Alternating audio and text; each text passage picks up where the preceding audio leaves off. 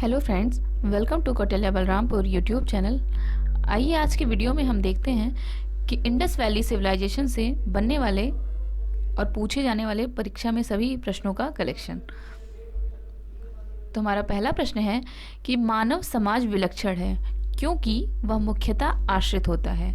मानव समाज विलक्षण है क्योंकि वह मुख्यतः आश्रित होता है। किन पर आश्रित होता है? संस्कृति पर, अर्थव्यवस्था पर, धर्म पर या विज्ञान पर।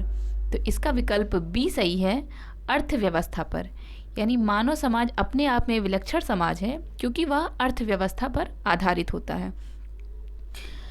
अर्थव्यवस्था में जैसे जैसे परिवर्तन होता जाता है वैसे वैसे समाज परिवर्तित होता जाता है, जैसे खाद्य संग्राहक, कृषि उत्पादन, उद्योग आदि।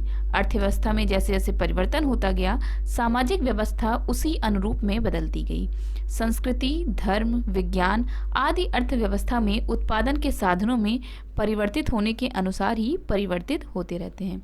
यानी प्रश्न का मतलब ये है कि अर्थव्यवस्था ही मानव समाज को बदलने की मुख्य कुंजी है। हमारा नेक्स्ट क्वेश्चन है कि हड़प्पा सभ्यता निम्नलिखित में से किस सभ्यता से संबंधित है? सुमेरियन सभ्यता, सिंधु घाटी सभ्यता, वैदिक सभ्यता या मेसोपोटामिया सभ्यता। तो इसमें हमारा विकल्प बी सही है। ये तो सबको ही पता होगा कि हड़प्पा सभ्यता सिंधु घाटी सभ्यता से संबंधित है। सिंधु घाटी सभ्यता में तमाम सारी साइट्स मिली थी, उसी में से जैसे मोहनजोदाड़ो, कालीबंगा, राखीगढ़ी, हड़प्पा, ये सारी साइट्स थी। हड़प्पा नामक पुरा स्थल सिंधु घाटी सभ्यता से संबंधित है। इस सभ्यता का प्रथम पुरातात्विक प्रमाण हड़प्पा से प्राप्त होने के कारण सैंधव सभ्यता को हड़प्पा सभ्यता के नाम से भी जाना जाता है। कालानुक्रम की दृष्टि से यह सभ्यता मिस्र एवं मेसोपोटामिया की प्राचीन सभ्यताओं के समकालिक थी। हमारा नेक्स्ट क्वेश्चन है कि सिंधु घाटी सभ्यता किस युग से संबंधित है? प्रागैतिहासिक युग से, आद्य ऐतिहासिक युग से, ऐतिहासिक युग से या उत्तर ऐतिहासिक युग से। तो इसमें हमारा विकल्प बी सही है, यानी आद्य ऐतिहासिक युग से। हम जानते हैं प्रागैतिहासिक युग में मानव पाषाण काल में जी रहा था, फिर आद्य ऐतिहासिक काल में सिंधु घाटी सभ्यता, उसके बाद ऐतिहासिक काल में हम आते हैं जहाँ से हमारी वैदिक सभ्यता शुरू होती है। सैंधव सभ्यता आद्य ऐतिहासिक काल की सभ्यता है क्योंकि यहाँ पर लेखन कला का ज्ञान तो है किंतु अभी तक इसे पढ़ा नहीं जा सका है, अतः इतिहास निर्माण में इसका प्रयोग नहीं किया जा सकता है। सिंधु घाटी सभ्यता गैर आर्य थी क्योंकि वह नगरीय सभ्यता थी, उसकी अपनी लिपि थी, उसकी खेतिहर अर्थव्यवस्था थी या उसका विस्तार नर्मदा घाटी तक था। तो इसका उत्तर है कि यह एक नगरीय सभ्यता थी। यानी सिंधु घाटी की सभ्यता गैर आर्य मुख्य रूप से इसलिए थी क्योंकि वह नगरीय सभ्यता थी, जबकि आर्य सभ्यता ग्रामीण सभ्यता थी। बल्कि सिंधु घाटी सभ्यता विश्व में सबसे पहले ऐसी सभ्यता थी जो नगरीय थी। बाकी जितनी भी सभ्यताएं थीं वो सब सभ्यताएं ग्रामीण सभ्यता थी। इसीलिए सिंधु घाटी सभ्यता अन्य सभी सभ्यताओं से अलग है। नेक्स्ट क्वेश्चन है कि सिंधु घाटी सभ्यता को आर्यों से पूर्व रखे जाने का महत्वपूर्ण कारक है? लिपि, नगर नियोजन, तांबा या मृदभांड।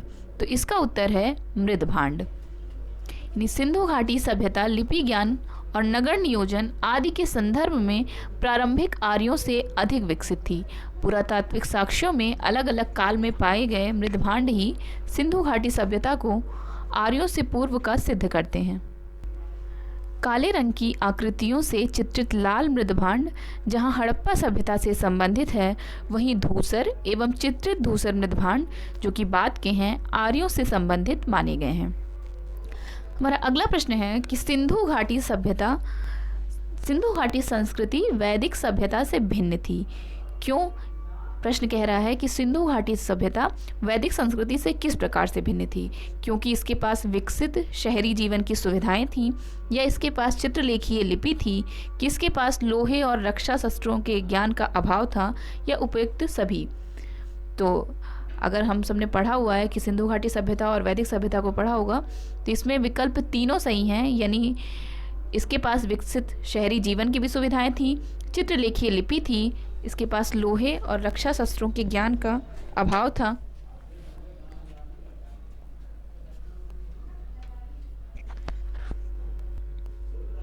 तो इसमें हमारा विकल्प डी सही है। सिंधु घाटी संस्कृति वैदिक सभ्यता से अनेक बातों में भिन्न थी। सिंधु घाटी सभ्यता नगरीय थी, जबकि वैदिक सभ्यता ग्रामीण थी। सिंधु घाटी सभ्यता की लिपि भावचित्रात्मक थी। वैदिक सभ्यता के लोग लोहे तथा रक्षा शस्त्रों से ज्ञान से युक्त थे, जबकि सिंधु घाटी की सभ्यता में लोहे के ज्ञान का अभाव था।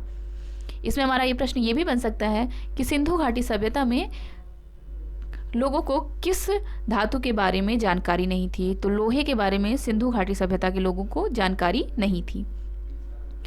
नेक्स्ट क्वेश्चन है कि हड़प्पा संस्कृति की जानकारी का प्रमुख स्रोत है शिलालेख, पकी मिट्टी की मुहरों पर अंकित लेख, पुरातात्विक खुदाई या उपर्युक्त सभी। तो इसमें हमारा विकल्प सी सही है, यानी पुरातात्विक खुदाई। खुदाई के ही दौरान हमको खुदाई के उपरांत ही पूरी की पूरी हड़प्पा संस्कृति के बारे में पता चला था, जब मोहनजोदड़ो नामक शहर जो कि दब गया था वो पूरा का पूरा बाहर निकला था। ना इसके बारे में कोई शिलालेख मिला है।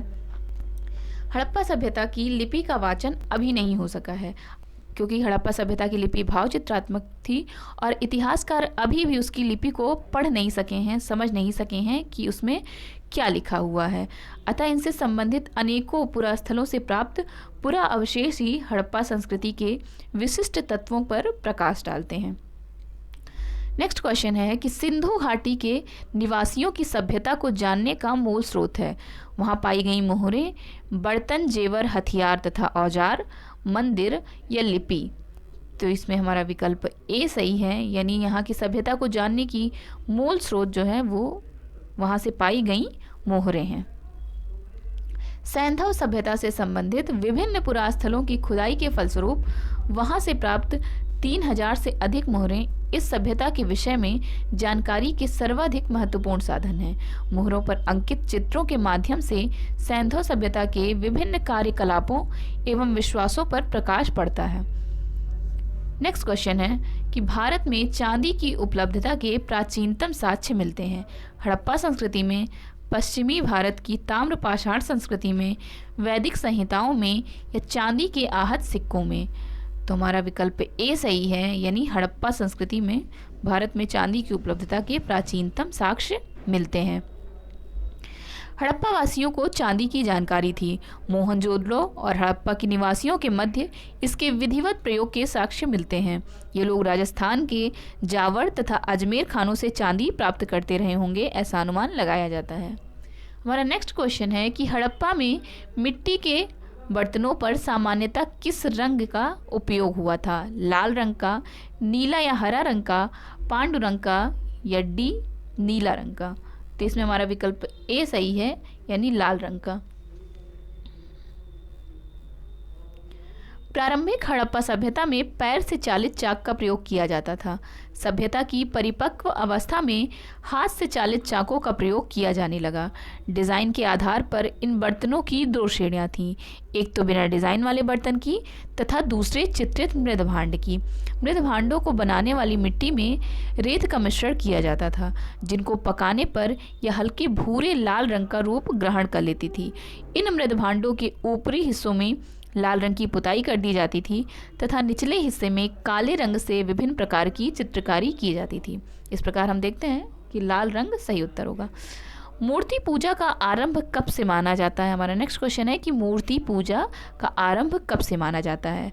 पूर्व आर्य काल से या उत्तर वैदिक काल से, मौर्य काल से या कुषाण काल से? तो इसमें हमारा विकल्प ए सही है, यानी पूर्व आर्य काल से मूर्ति पूजा का आरंभ माना जाता है। सैंधव सभ्यता में मूर्ति पूजा प्रचलित थी। इसके उदाहरण अनेक पुरास्थलों से प्राप्त मातृ देवी की मूर्तियां तथा मोहरों पर प्राप्त चित्र हैं। हमारा अगला प्रश्न है कि निम्नलिखित पशुओं में से किस एक का हड़प्पा संस्कृति में पाई मोहरों और टेराकोटा कलाकृतियों में निरूपण नहीं हुआ था? गाय का, हाथी, गैंडा या बाघ? तो गाय इसमें हमारा सही उत्तर है। हड़प्पा संस्कृति की मोहरों एवं टेराकोटा कलाकृतियों में गाय का चित्रण नहीं मिलता, जबकि हाथी, गैंडा, बाघ, हिरन, भेड़ आदि का अंकन मिलता है। गाय को महत्व वैदिक काल में प्राप्त हुआ है, बल्कि वैदिक काल में गाय को अघन्या माना जाता था।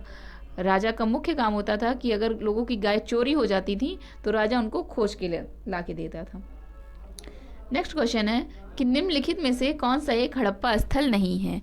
चनहुदड़ो, कोटदीजी, सोहगौरा या देसलपुर। तो इसमें हमारा विकल्प सी सही है, सोहगौरा हड़प्पा स्थल नहीं है। सोहगौरा उत्तर प्रदेश के गोरखपुर में राप्ती नदी के किनारे स्थित एक गांव है। यहाँ से मौर्यकालीन ताम्रपत्र अभिलेख मिला है। चनहुदड़ो, कोटदीजी और देसलपुर तीनों हड़प्पा सभ्यता से जुड़े नगर थे। चनहुदड़ो और कोटदीजी वर्तमान पाकिस्तान के सिंध प्रांत में तथा देसलपुर गुजरात राज्य के कच्छ में स्थित है। नेक्स्ट क्वेश्चन है कि एक जुते हुए खेत की खोज की गई थी। कहाँ की गई थी? मोहनजोदड़ो में, कालीबंगा में, हड़प्पा में या लोथल में। तो इसमें हमारा विकल्प बी सही है, यानी कालीबंगा में जुते हुए खेत के साक्ष्य पाए गए हैं। राजस्थान के हनुमानगढ़ी जिले में घग्गर नदी के किनारे स्थित कालीबंगा से जुते हुए खेत के साक्ष्य मिले हैं। आज के वीडियो में बस इतना ही। आगे की वीडियो में कल मिलते हैं। बहुत बहुत धन्यवाद।